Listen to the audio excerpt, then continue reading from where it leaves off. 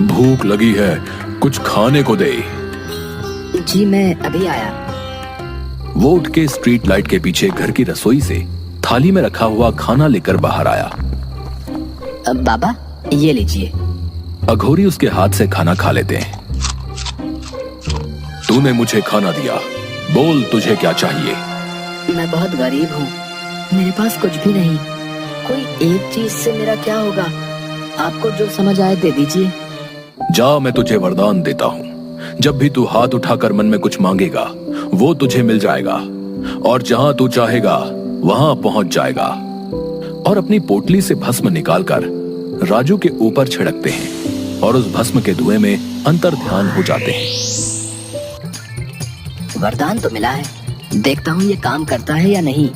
राजू आंख बंद करके हवा में हाथ उठाता है और मन में कहता है, मुझे भूख लगी है, मुझे खाने के लिए दही जलेबी चाहिए।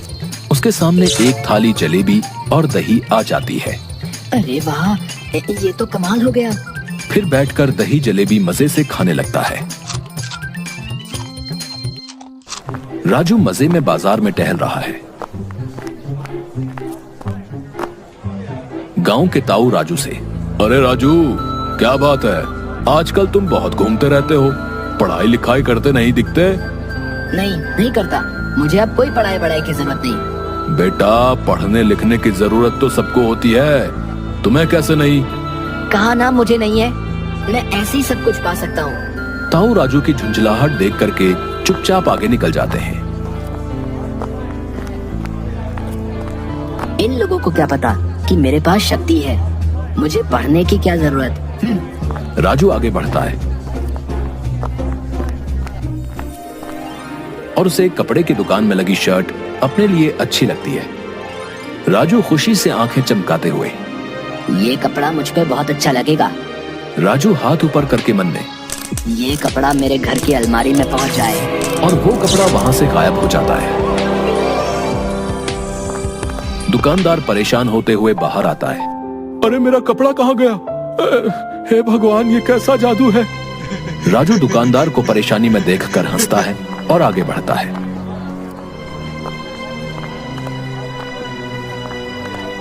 आगे बढ़ के उसे एक जेवर की दुकान में टंगी सोने की चेन देखकर आंखें खुशी से बड़ी करते हुए, ये चेन तो सिर्फ मेरे लिए बनी है।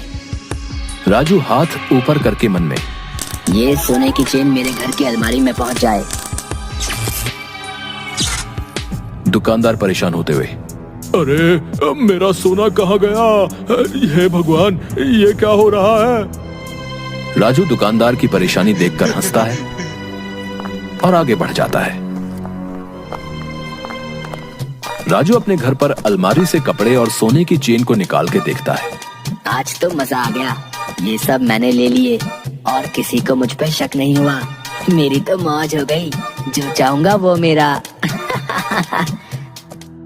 गांव के लोग आपस में, पता नहीं क्या हो रहा है, रोज हमारी कोई चीजें गायब हो रही हैं। कल इस गरीब सब्जी वाले की सब्जियां भी अपने आप गायब हो गईं। पता नहीं हमारे गांव में कोई भूत आ गया है लगता है। राजू पास से गांव वालों की बातें सुनकर मुस्कुराता है और मन में कहता है, इन लोगों को नहीं पता कि जिस भूत की ये बात कर रहे हैं वो मैं ही हूँ। फिर मुस्कुराता है। राजू बाजार में जा रहा है।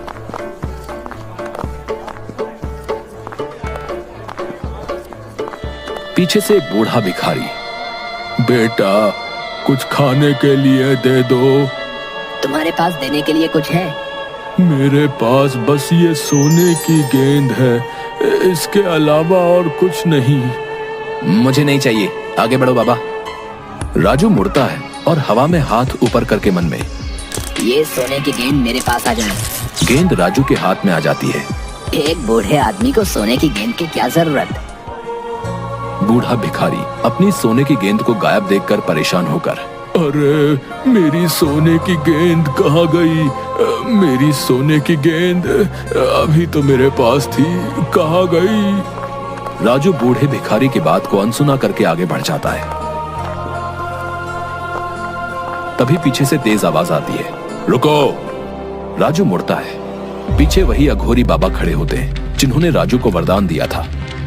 मैंने तुझे वरदान चोरी और दूसरों को तकलीफ देने के लिए नहीं दिया था, मैं तुझसे तेरा वरदान वापस लेता हूँ और आज से और अभी से तेरी शक्तियाँ तुझसे छीनता हूँ। मुझे माफ कर दीजिए बाबा जी, मैं अब कभी कोई गलत काम नहीं करूँगा, हमेशा लोगों की मदद करूँगा।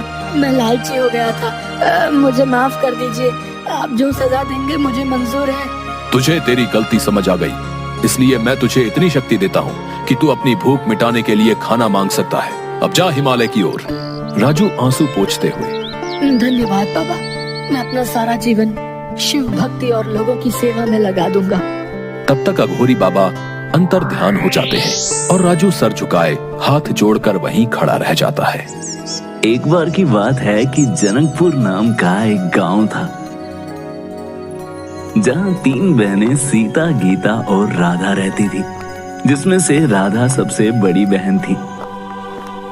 लेकिन जब वह 5 साल की थी तो उसकी मां की मृत्यु हो गई थी।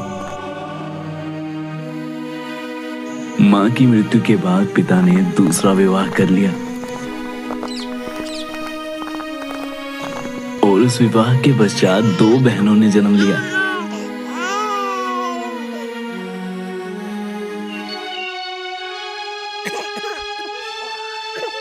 जिसका नाम सीता और गीता रखा गया।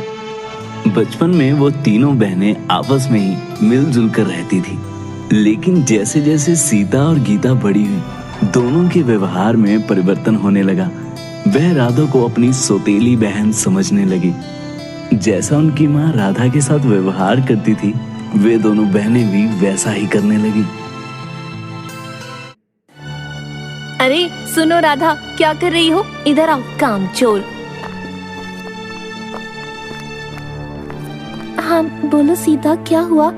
यह कपड़े रखे हुए हैं, इन्हें कौन धोएगा? तुम्हारी माँ? नहीं सीता, तुम चिंता मत करो, मैं इन कपड़ों को धो दूंगी। तो अब तक धोए क्यों नहीं? तभी वहाँ सबसे छोटी बहन गीता आती है और सीता से बोलती है, दीदी ये क्यों धोएगी कपड़े? ये तो ठहरी महारानी। गीता ऐसे मत बोलो, मैं सारे कपड़े धो दूंगी।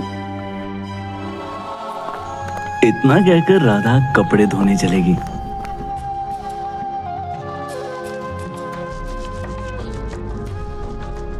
राधा ने सारे कपड़े धो दिए और वह थक हार कर बैठ गई थी। तभी वहां उसकी सौतेली माँ आई और बोली, क्या सोची रे तू? बस कपड़े धोने से तेरा काम खत्म हो गया क्या? चल उठ, बर्तन धो। बर्तन क्या तेरा बाप धोएगा? नहीं माँ, नहीं अभी धोती हूँ। तो अब तक धोया क्यों नहीं? मेरे बोलने का इंतजार कर रही थी। नहीं माँ, नहीं। यह कहकर राधा बर्तन धोने चलेगी। राधा बर्तन धो ही रही थी कि उसके हाथ से एक कप नीचे जमीन पर गिरकर टूट गया। तभी सौतेली माँ वहां पहुंची और बोली, अरे वाह महारानी, तुम्हें तो मैंने बर्तन धोने के लिए बोला था, लेकिन तू तो इन्हें तोड़ने पर लगी हुई है। नहीं माँ, वह मैंने जानबूझकर नहीं तोड़ा। एक तो बर्तन तोड़ती है और ऊपर से मुझसे जबान लड़ाती है। इतना कहकर वो राधा को मारने लगती है। नहीं, रहने दीजिए, मत मारिए। नुकसान किया है तो पिटाई खाएगी नहीं। तभी वहां दोनों बहनें पहुंचती हैं। क्या हुआ माँ? कुछ नहीं, देखो महारानी ने बर्तन तोड़ दिए हैं। अरे माँ, ऐसे मारने से कुछ नहीं होगा, इसे अंधेरे से डर लगता है ना, इसको कमरे में बंद कर दीजिए। नहीं सीता, ऐसा मत कहो। राधा ने बहुत कहा, लेकिन सीता और उसकी माँ नहीं मानी और उसे कमरे में बंद कर दिया। राधा कमरे में अंधेरा होने की वजह से रोने लगी।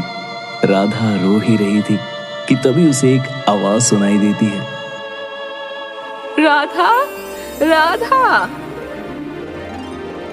कौन कौन कौन है वहाँ? सामने आओ। राधा की आवाज सुनकर एक बूढ़ी औरत उसके सामने आ खड़ी होती है। क्या हुआ राधा, मेरी प्यारी बच्ची, तुम क्यों रो रही हो? आप कौन हैं और यहाँ क्यों आई हैं? राधा, मैं एक मददगार बूढ़ी औरत हूँ और मैंने तुम्हें रोते हुए देखा। मुझे पता है तुम बहुत तकलीफ में हो, इसलिए मैं तुम्हारी मदद करने आई हूँ। बताओ तुम्हें क्या परेशानी है? हे बूढ़ी माँ, मेरी समस्या बस इतनी सी है। जब मेरी माँ जीवित थी वह मुझे बहुत प्यार करती थी और उनकी मृत्यु के बाद मेरे साथ मेरी सौतेली माँ के द्वारा बहुत ही बुरा बर्ताव किया जाता है और मुझसे घर का सारा काम भी करवाया जाता है। तो बताओ मेरी बच्ची, मैं क्या करूं? आप बस इतना कीजिए कि जो मेरी सौतेली माँ है वह मुझसे अच्छा व्यवहार करें तथा मुझे घर का काम न करवाएं और मुझे पढ़ने दें। मैं भी अपनी जिंदगी खुशहाली से जीना चाहती हूँ। ठीक है, मैं तुम्हें एक जादुई बीज दे रही हूँ जो कि जल्द ही एक पौधे के रूप में बदल जाएगा। और इसकी खास बात ये है कि जब तुम इस पौधे के आगे खड़े होकर अपनी समस्या इसे बताओगी, यह पौधा उस समस्या का समाधान कर देगा। इतना कहकर बूढ़ी औरत अदृश्य हो जाती है। चलो मैं इस बीज को लगा देती हूँ। इतना कहकर राधा उस बीज को अपने घर के बगीचे में लगा देती है।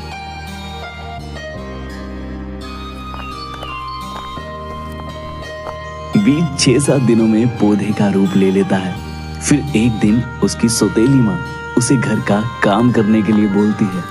कहाँ गई कामचोर? सारे बर्तन साफ करने को पड़े हैं। राधा, अरे ओ राधा! माँ बुला रही है। तभी उसे उस जादुई पौधे की याद आती है। आज पौधे से मांग कर देखती हूँ मदद। यह कहकर वह बगीचे में पौधे के पास चली जाती है। पौधे के पास जाते ही पौधे में से आवाज आती है। क्या हुआ राधा, तुम्हें क्या समस्या है? क्या आप सुनर देख सकते हैं? हाँ प्यारी राधा। हे प्यारे पौधे, मेरी माँ ने मुझसे घर का काम करने को कहा है, उसे करने में मेरी मदद कीजिए।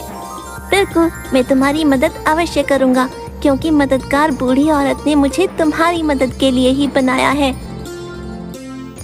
इतना कहकर पौधा घर के सारे काम जैसे बर्तन धोना, कपड़े धोना, झाड़ू लगाना इत्यादि सारे कामों को पूरा कर देता है। धन्यवाद पौधे, मेरी मदद करने के लिए बहुत बहुत धन्यवाद। अब मैं पूरे दिन घर के कामों में ना उलझकर पढ़ाई भी कर सकूंगी। और इस तरह जादुई बूढ़ी औरत के द्वारा दिया गया पौधा हमेशा राधा की मदद कर देता है और राधा घर के कामों को करने की बजाय पढ़ाई करने लगी। ये सब देखकर उसकी दोनों बहनें उससे जलने लगी और उसे परेशान करने के लिए वो दोनों तरह तरह के तरीके ढूंढने लगे। कभी वो उससे अपने पैर दबाती तो कभी वो उससे घर के सारे काम करवाती, लेकिन फिर भी राधा परेशान नहीं होती और जादुई पौधे की मदद से सारा काम आसानी से कर लेती। एक दिन गीता, इस राधा का कुछ तो करना होगा। ये तो अपना सारा काम फटाफट कर लेती है। हम इसे इतना परेशान करने की कोशिश करते हैं, लेकिन ये तो साफ बचकर निकल जाती है। हाँ सीता, पता नहीं ये सारा काम कैसे कर लेती है और पढ़ाई भी कर लेती है। गीता, मुझे तो लगता है जरूर दाल में कुछ काला है। चल पता करते हैं। दोनों बहनें राधा पर नजर रखने लगती हैं और एक दिन वो राधा को उस पौधे से बात करते हुए देख लेती है। देखा गीता, मैं ना कहती थी जरूर दाल में कुछ काला है। हाँ सीता, तो बिल्कुल सही कह रही है। गीता, क्यों ना हम इस पौधे को जड़ से ही काट दें? हाँ सीता, तो सही कह रही है। चल चल इस पौधे को काट ही देते हैं। दोनों बहनें मिलकर उस पौधे को काटने के लिए जैसे ही उस पौधे को हाथ लगाती हैं, तो उसी समय उन्हें बहुत जोर से करंट लगता है। फिर दोबारा उस पौधे को हाथ लगाती हैं, तो उन्हें और तेज का झटका लगता है और वो दूर जाकर गिरती हैं। बचाओ बचाओ बचाओ बचाओ, कोई तो हमें बचाओ। चिल्लाने की आवाज सुनकर राधा बाहर आती है और देखती है कि उसकी दोनों बहनें चिल्ला रही हैं। बचाओ बचाओ, कोई तो हमें बचाओ। तुम परेशान मत हो, मैं अभी सब ठीक कर दूंगी। ऐ जादुई पौधे, तुम मेरी बहनों को क्यों ऐसे परेशान कर रहे हो? तुम्हारी दोनों बहनें मुझे काटना चाहती थी, इसलिए इन्हें दंड मिलना तो जरूरी है। इन दोनों को माफ कर दो जादुई पौधे। तुम सोच लो तुम्हें क्या चाहिए, मैं या ये दोनों? अगर तुमने इन दोनों को चुना तो मैं हमेशा के लिए तुम्हें छोड़कर चला जाऊंगा। जादुई पौधे, इन्हें अपनी गलती सुधारने का एक मौका मिलना चाहिए, इसलिए तुम इन दोनों को छोड़ दो। राधा की ये बात सुनकर जादुई पौधा उन दोनों को छोड़ देता है और उन दोनों को भी उनकी गलती का एहसास होता है और दोनों राधा से माफी मांगती हैं और मिलजुल कर रहने लगती हैं। इसके बाद सीता और गीता ने अपनी माँ को भी सारी बात बताई और उस दिन के बाद सारा परिवार खुशी से एक साथ रहने लगा।